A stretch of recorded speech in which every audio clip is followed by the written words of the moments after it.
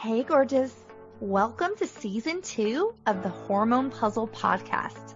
I'm your host, Coach Kayla Smith, CEO of the Hormone P.U.Z.L.E Society, a women's health hub for fertility, hormones, and the business of coaching, creator of the Hormone P.U.Z.L.E method, an infertility warrior, 2-time boy mom, and women's health expert. This podcast is for women struggling with infertility, painful periods, terrible PMS, or really just any symptom of hormone imbalance that they are ready to eliminate for good. Tune in weekly as we interview amazing experts in the fields of women's health, breaking down those hormone walls, nerding out on nutrition, and having way too much fun. Whether you're beginning your journey or you've been struggling for years, we're going to finally help you put those pieces of your hormone puzzle back together so that you can get pregnant and eliminate those pesky symptoms for good. Are you ready?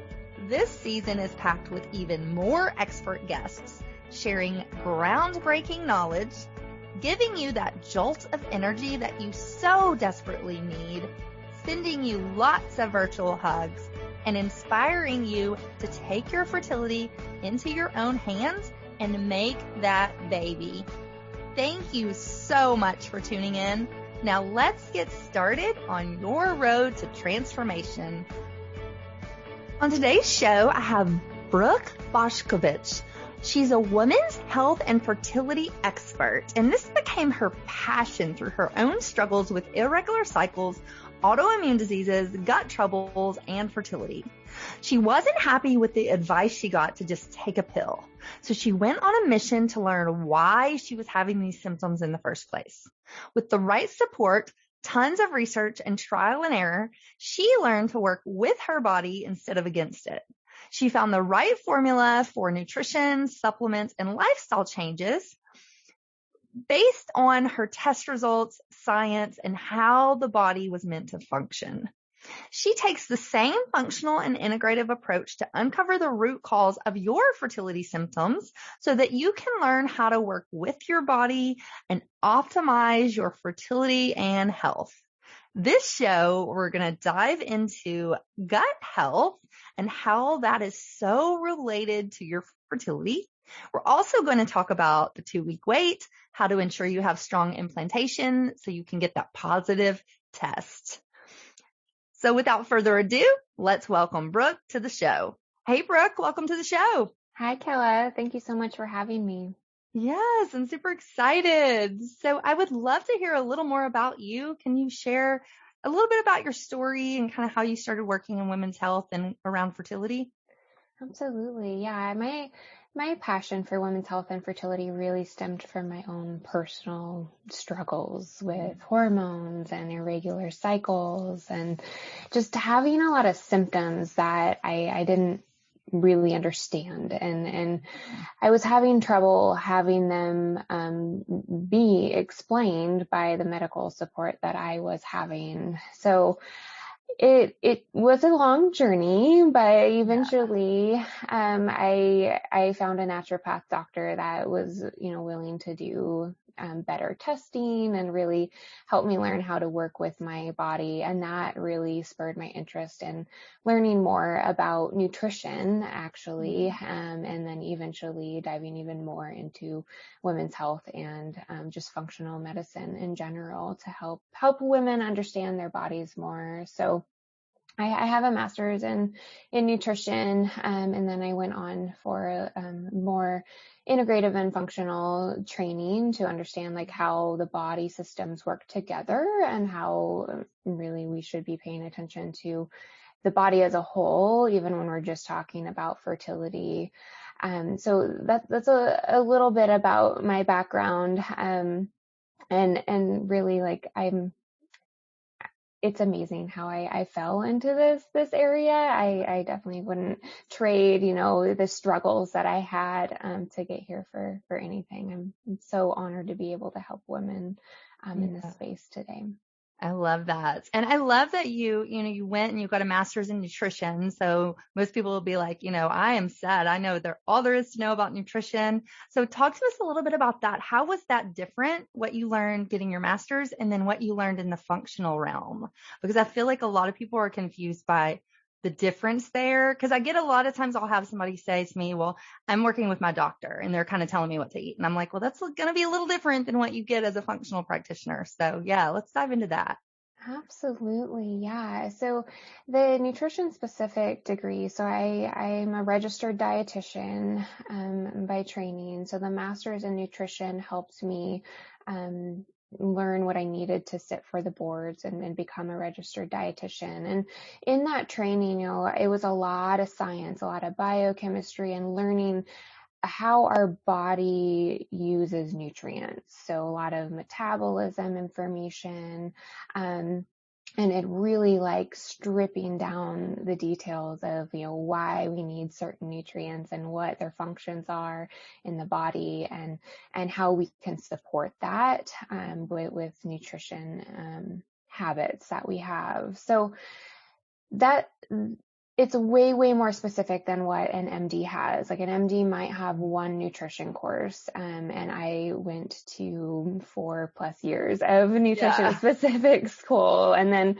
I continue to have continuing education around that, in order to maintain my certification and license. And the functional medicine training, in addition to that, helped me put all of the body systems together, essentially. So it was more training in gut health specific areas. So learning about the microbiome and how, enzymes can be supported by what's going on with the bacteria in the gut, and then branching out into hormones and really understanding the connections between nutrition, hormones, and gut health, and just piecing it all together in that way, because the body is so connected. So the nutrition piece was huge. It's a huge foundation of every area of the body and health, and that we kind of need to master, if you will, or figure out, what's going to work for your individual body, but understanding how all of those systems are connected and how that nutrition impacts all of those systems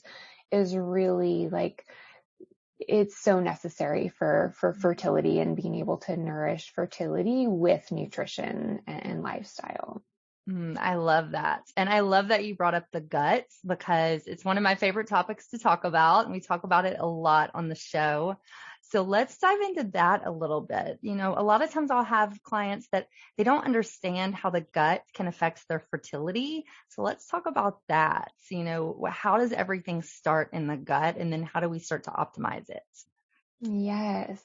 So there's a lot of connections here, but I always say, you may have heard the phrase, you are what you eat, but I don't quite agree with that. You are what you absorb. So if there are barriers in the gut, which may be stemming from, inflammation or the bacterial balance, like creating barriers, maybe enzymes are not being produced as optimally as they could be, you're not able to absorb nutrients. You're not able to break down the food that you're eating and absorb the nutrients to be able to then go on to carry out the functions that we want them to in the body. So if we're not able to use and absorb and use the nutrients from our food, we're not able to carry out detox. And if we're not able to do that, we have a lot of toxins around that can be impacting things like egg quality and hormone balance. Nutrients are a really big part of every detox pathway, really. So the liver, for sure, our kidneys need a lot of resources in the form of nutrients to be able to carry out the trash, essentially, or the waste that can build up. And if we have too much waste building up, our fertility is going to suffer because of the waste that's hanging around, but also because it's not benefiting from the nutrients that are necessary to do things like DNA programming during the maturation process of a follicle. So you may be familiar with the 100-day time period that a follicle matures. And if there are barriers because nutrients are not available to be able to support that process over that 100 days, egg quality suffers because there are specific nutrients that are necessary for that DNA programming, which then leads to a better or worse quality egg, depending. So that, that was a ton of information. I'm not even sure if I answered your exact question. That was great. Yes. And I love that you bring in absorption and how we are, absorbing and metabolizing our nutrients, because I'll get that a lot. And I'm sure you are the same. I'll have a client that says, well, I'm eating super healthy. But when we start to look at it, their gut is compromised. And so they're not absorbing what they're eating. So you could be eating the healthiest things in the world, but if your digestion and your absorption is off, then you're going to have issues. And fertility could be one of those issues. So I'm so glad that you brought that up. It's so very important. So let's talk about that. How will somebody know that maybe their gut might be off? Like, will they have certain symptoms, and maybe are there certain symptoms that we might not think of? Like, obviously, if I'm having stomach aches every day, my gut is off, but is there other symptoms that I might not correlate with that gut? Absolutely. Yeah. So even if you're not having the tummy troubles that we think of, on a daily basis or regular basis, the gut can definitely be out of balance or struggling to function. Some of the common ones that I see are skin concerns. So things like acne, eczema, psoriasis, are definitely, they get me thinking about what's going on in the gut for sure. But then the cycle, like what is going on with your menstrual cycle? Are you ovulating regularly? Is your period painful, or are you experiencing pain anytime in your cycle? What's your flow like? All of those things are definitely, I'm getting my mind thinking about how are you absorbing nutrients? Like what barriers might there be from your fertility benefiting from nutrition as a whole? Other things are hair loss, brittle nails. Like those are all signs that nutrients may not be at levels that we want them to be. So honestly, like the majority of my clients are eating pretty well. Like they are eating a fair amount of produce, great quality proteins. And so it's not as drastic of a change as what they're eating as to supporting their body with how it's using that food and those nutrients. And I love that you mentioned the cycle, because, the average person wouldn't put those two things together. Like, okay, my cycle's off, maybe I'm having a too long, too short. I'm not ovulating like I should be. And that could all be related to their gut, or not all be related, but that could be one of the signs that their gut is off. So I love that you say that. That's amazing. So what do we do to start, optimizing our gut? Is there maybe one or two things that, you say, like, you definitely should be adding in fermented foods? Talk to me about a probiotic. Let's kind of dive into that a little. Definitely. So at the very foundation, I would start with fiber and water, and making sure that you're having a daily bowel movement at least once a day, and that's solid. And I talk about, bowel movements a lot with my clients. Yes. You can think of it as a report card, but if that's not happening for you, definitely start there with fiber and water. And they're important to have together, because as you increase your fiber, it might cause things to slow down a little bit if you're not also getting enough hydration in. So thinking about definitely fruits and vegetables, whole grains, as well as seeds can be really helpful for adding in some fiber there. If you're already doing that and getting those things, you can take it a step further, and fermented foods can be very helpful. If your bacteria balance is really off, you might not tolerate fermented foods well. And that's definitely a sign that if you do add in fermented foods and you're not tolerating them well, that you might need additional support and even testing at that point. Probiotic supplements can be helpful, but they're not going to be as rich or diverse in probiotics as those fermented foods are. So really like varying your produce can be helpful also, and focusing on prebiotic foods can be a step to take before adding in those probiotic foods or considering supplements. So supplements as a whole, I typically recommend that you're working with somebody before you're adding them in, whether it's probiotics or anything else, really, just to make sure you're not just throwing your money out the window, and it's actually something that your body needs, and will certainly support your fertility. But start there: fiber, water, consider probiotic foods, and then prebiotic foods. Prebiotic rich foods would be things like onions, garlic, root vegetables, apples, oats. Those are some good ones. And talk to us too, should we really be paying attention to insoluble and soluble fiber and getting kind of a balance of those two? And what are some of, suggestions in each of those?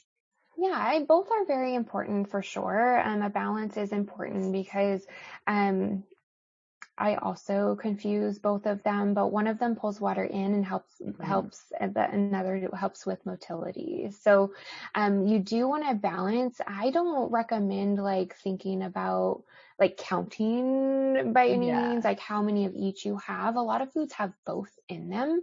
And so having a variety of both produce and whole grains, is really important too. And then that's also where that water comes in, because if you're getting too much of one that's creating bulk, you want to make sure that you're moving things through with the help of hydration as well. And fat is also really helpful for motility too. So I am fully against low fat diets for fertility and health. So making sure you're getting plenty of fat in there for motility, as well as hormones and all of the things fertility is important too.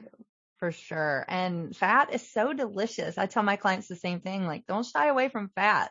It's delicious, and it'll keep you sustained, and it's really good for your fertility and your hormones. So I love that. Definitely. Yeah. So let's talk about the 2-week wait. This is another question. I know we're switching gears a little bit from gut health to 2-week waits.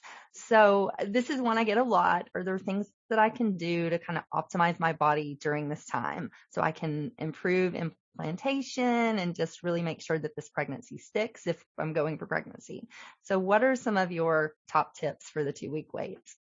Yes. So it's typically not a very favorite tip, but it's really to support your body throughout the entire cycle, and really like 3 to 4 cycles before that 2-week wait.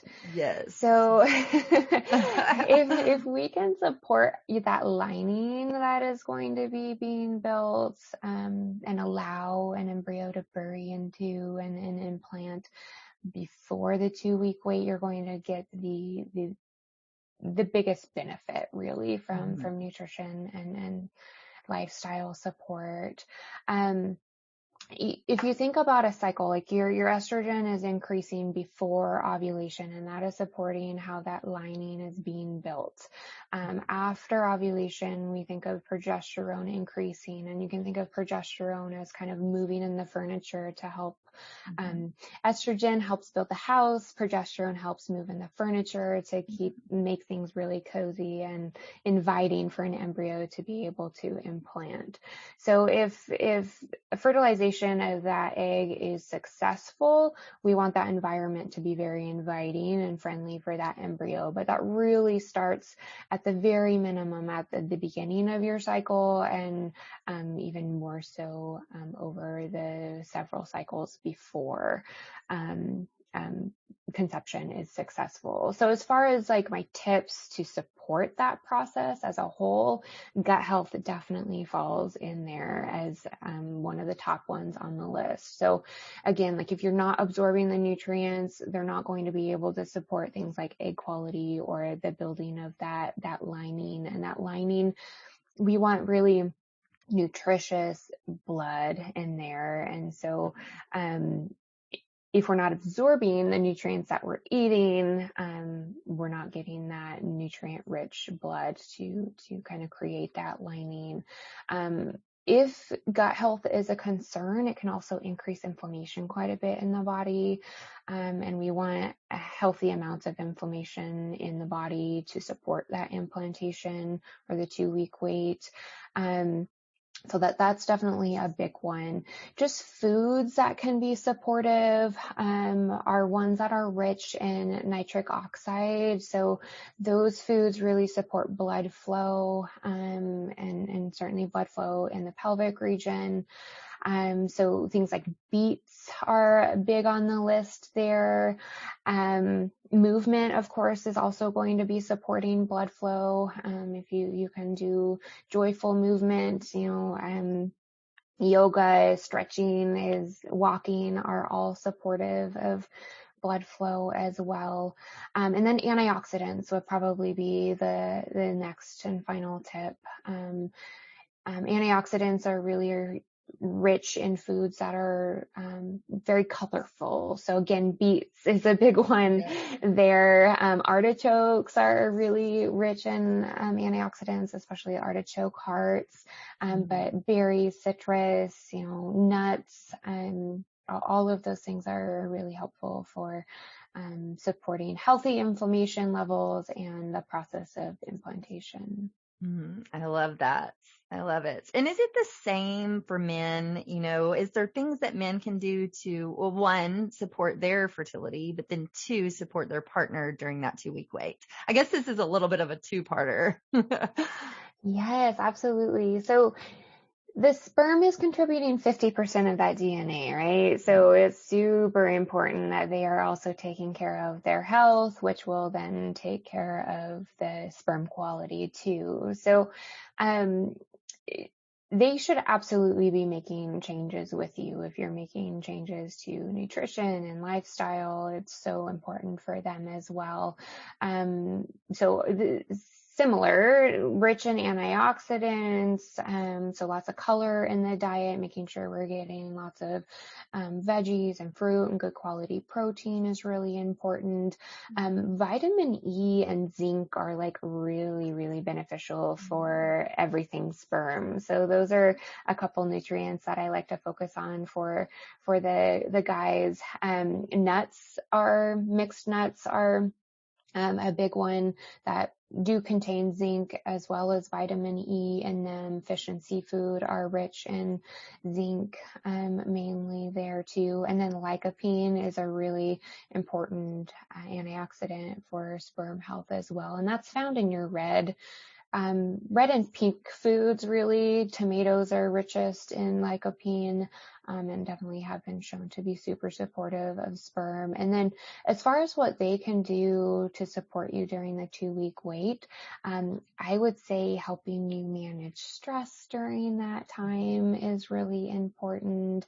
Helping you experience joy during that time. So if you guys can do something together, maybe try something new if that sounds exciting to you, or add something into your routine that you really enjoy and maybe aren't doing as much as you would like to. So getting outside, going on a hike, that fresh air and sunlight with somebody that you love can definitely bring joy. And those things are very, very helpful for that all of the time, but also for that implantation window or the 2-week wait. I love it. I love it. Well, let's talk myths. Are there any myths that you hear around fertility, nutrition, gut health that you want to kind of debunk here? Maybe like one or two? Sure. Yes. There are many for sure. Yeah. A couple of the biggest ones. One of the biggest ones is that we need to have a really restrictive diet when we are trying to nourish fertility. And it's not true. I definitely follow the philosophy that all foods can fit, but we want to focus on, the most nutrient dense ones most often. It doesn't mean you can't have some of your favorite foods potentially that might be not as nutrient dense on occasion. I believe that eating is is something that should be joyful as well. It shouldn't be stressful. So when we're following really restrictive diets, it can lead to a lot of stress, and that kind of counteracts what we're trying to do, because a fertile body is one that is happy and calm most of the time, right? So stress is always going to happen. We can't eliminate it, and definitely the infertility journey can be very, very stressful. So if we're adding on top of that with, making a lot of rules and restrictions around eating, we're definitely not helping that process at all. So all foods fit. Figuring out how they fit for your body and are going to nourish your specific fertility journey best it's pretty individualized there. And another big myth that I hear is that there's just it goes along the same lines, but that there's just one perfect fertility diet. And that's also not true, because, different cultures and food preferences, like, there's definitely not one diet that is best for everybody. And then we can go back even further and talk about genetics and gut health and, your health history and food allergies. There's so many variables that come in. So just because somebody that was struggling with fertility that started following a specific diet and it worked for them, that doesn't mean it's right for you by any means. So really, like, learning to work with your body is so important here. And yeah.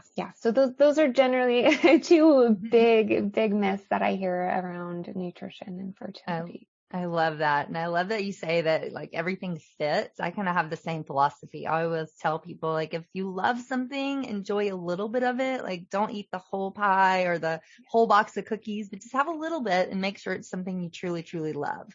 So definitely bringing that joy component into it. So I love that. Absolutely. Yes.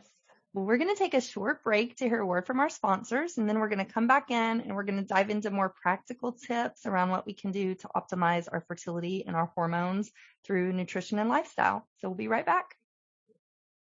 Hey y'all, it's Coach Kayla here. I hope you are loving this episode as much as I am. We will be back in just a minute, but first, a word from our sponsors. This episode is brought to you by the Hormone P.U.Z.L.E Society, a women's health hub for fertility, hormones, and the business of coaching. Whether you're struggling to get pregnant with pesky hormone symptoms, or you're working to build a career in the fertility and women's health space, we have you covered. Visit our website at www.coachkayla.com to learn more on how we can help you. Text the keyword fertility to 615-257-8855 for your free fertility meal plan. Welcome back, Brooke. Hi, Kayla. Thank you so much for having me. Sure. So let's dive into some practical tips. I know we talked about some in the first half, but maybe go into your top 3 things that you kind of help your clients with to help them optimize their fertility and hormones for, the man and the woman. Yes. So top 3, we really try to set a foundation first. So we talk a lot about gut health and making sure that things are moving appropriately for both the male and female partner. So that might be talking about fiber and how to incorporate balance in your diet. Probably one of the most common things nutrition-wise that we work on is eating pattern and how to balance your meals to support happy hormones. And that's where it is important for both men and women. Definitely for the women, because blood sugar balance is a really key part of balancing all hormones. So if we're struggling to ovulate, That's really huge, but we talk about it no matter what. So, that's a huge part of the nutrition foundation, as well as making sure we're getting a lot of antioxidants in there and fine tuning anything, for the individual, that might be necessary based on testing that we've done together. So that's a big foundation. Another big foundation that we work on is sleep quality. So it might sound like it's kind of outside of the nutrition realm, but it's really not when you think about it, because sleep is a time that the body needs to rest and repair and really be able to detox efficiently. And that's all about nutrients and making sure you have the appropriate resources on board there. So, we do that by talking about, bedtime routine and how to support your circadian rhythm. But at the very least, we're talking about getting 7 to 9 hours of sleep for both the male and female partner. Because sleep quality is just as important for sperm health as well there. And I think that's a big barrier for a lot of people, is getting a good quality sleep. So that's definitely an area that we spend some time in for that. And then the other big foundation, there's a few more, but one of the bigger ones is definitely environment. So making sure that we are living in an environment that's supportive of fertility. And what I mean by that is making sure that our toxin exposure is as low as possible. We can't ever fully eliminate them, but if we can limit them as much as possible, especially those things that we use often and on most parts of our body, or that we're breathing in constantly, it's super supportive of that detox system again. And then on the flip side of that, we're definitely, nourishing those detox systems, which goes back to things like gut health and making sure we're getting appropriate nutrition to support those detox pathways. So it's all super, super connected there. But those are some big areas that we focus and really spend a lot of time on with my clients.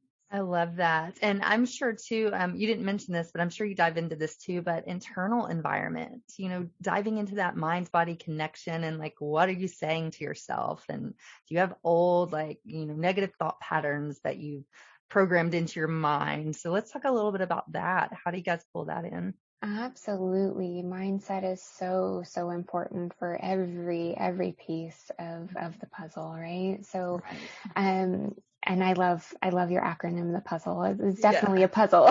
Yes.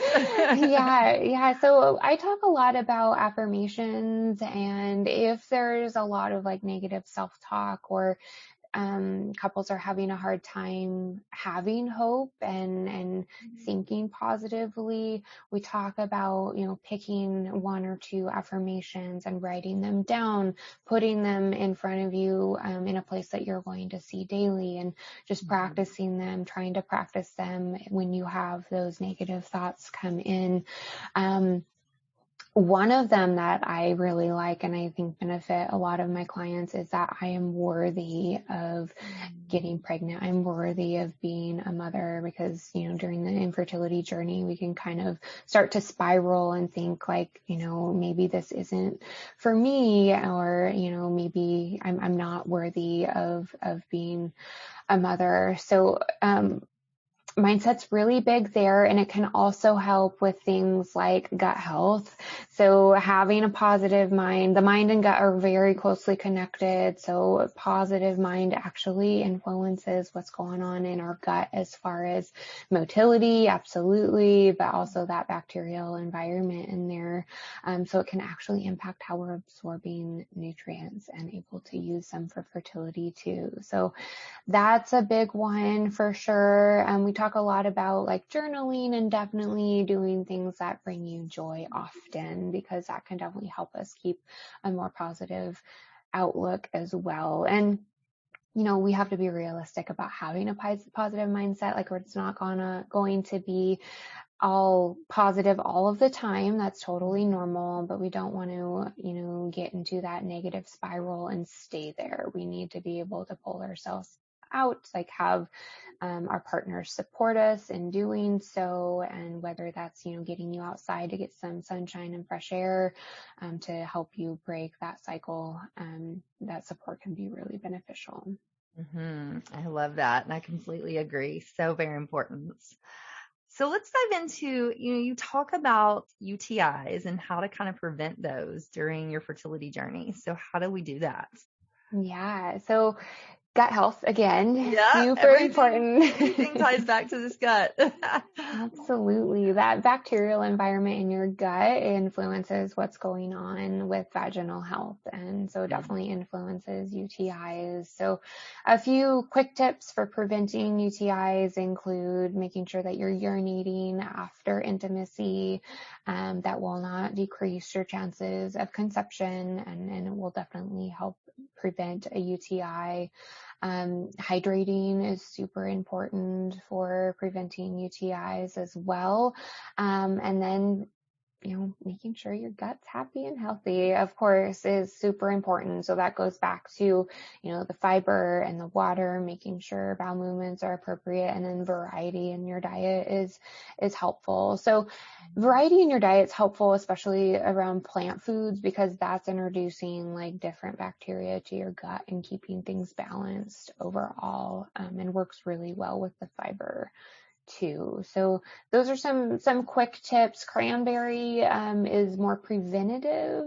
It's going to have a bigger effect if you're using it like to prevent rather than to treat. But yeah, those are some big ones. Gotcha. And so would you recommend somebody that doesn't really get UTIs do a preventative just in case, or is this only for people who get them regularly and then they want to prevent from getting them anymore? Then they would add cranberry in. Yeah, I would recommend doing it if you're getting recurring UTIs, not necessarily if you don't tend to have them. First and foremost, I would recommend that you get some gut health testing, but if you want to add in a cranberry supplement or, something cranberry in the meantime, that can be helpful in the meantime. Gotcha. So let's dive back into stress.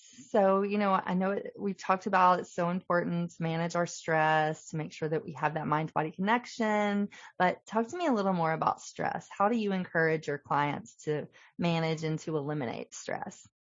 Yeah, so managing their schedules and making sure that they're setting boundaries is a big one.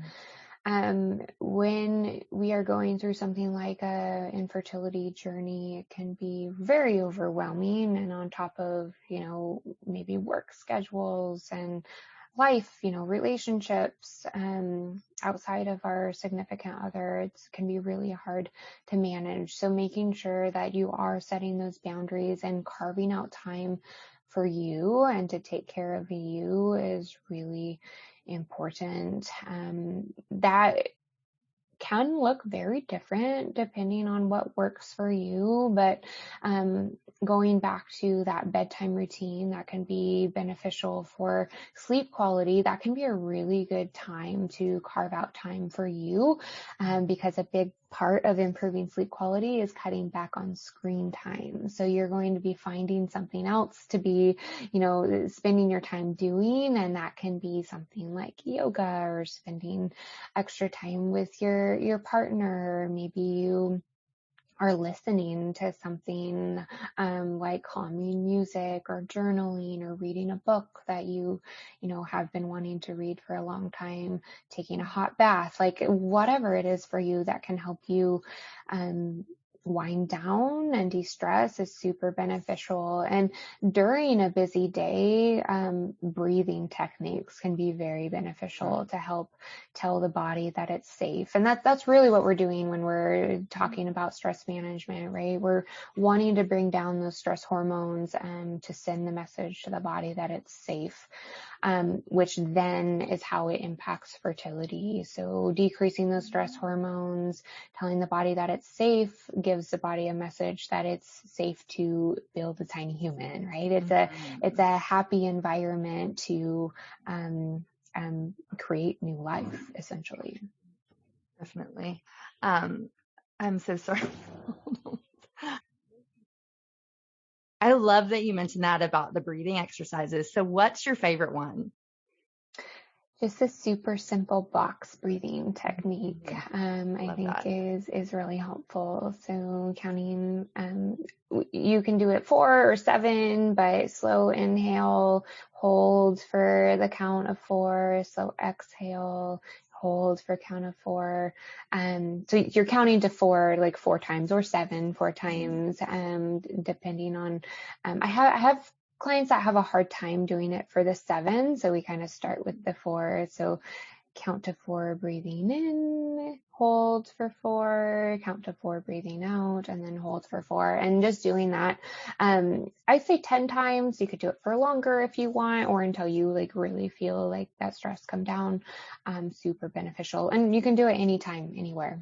Mm-hmm. I love it. It's free. You can do it anytime, anywhere. Perfect. So tell our audience where they can find you. How can they work with you? Maybe tell us about some of your programs. Definitely. So you can find me on Instagram. So I'm the.fertility.dietitian there. I have lots of free content on there. And there's a link in my bio where you can jump over to my website, but my website is brookebnutrition.com, and there's lots of info there about my programs. I do offer a group program. I call it the Foundations for Optimizing Fertility, as well as a one-on-one program, Master Your Fertility there. So my group program is currently running right now, so it won't run again until next year, but I have a wait list for that if you want to hear about when it opens again.